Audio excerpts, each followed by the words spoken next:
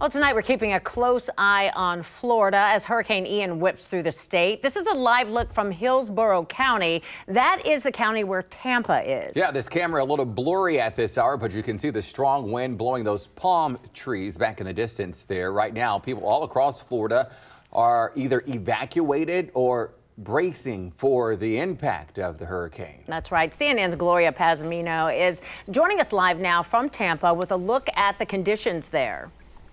Hi, Gloria.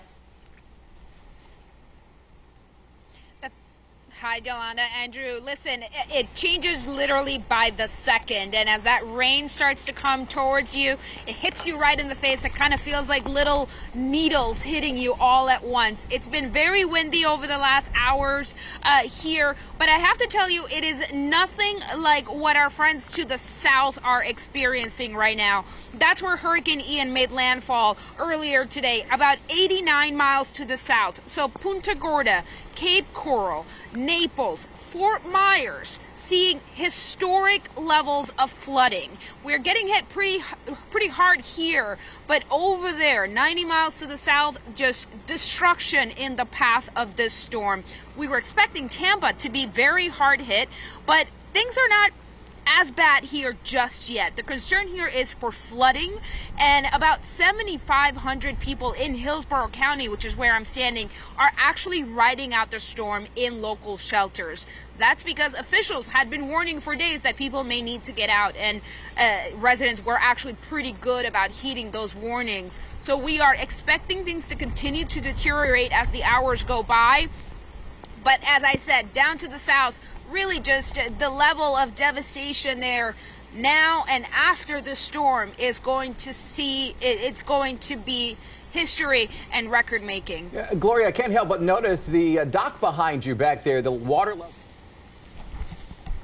level behind you quite low. Is there a concern that that water could rise at a record pace, causing some dangerous conditions there?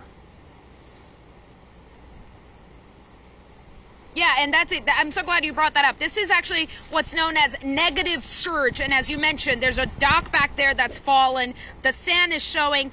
That was covered by water yesterday. This water has rushed out. It's going to have to rush back in at some point, and that's why flooding here is such a big concern. Now, Gloria, you mentioned damage in some of the areas hardest hit. Are you seeing any damage or power outages where you are right now? We still have power, thankfully, where we are. Their place is being held up by generators, but Tampa is still holding up. Across Florida, over 1.3 million people have lost power. So that is definitely a concern going forward as the storm continues and people are not going to be able to access power while they're sheltering in place. All right. Well, you be safe out there. Gloria Pazamino, thank you so much for joining us, giving us an update on the situation out there in Florida.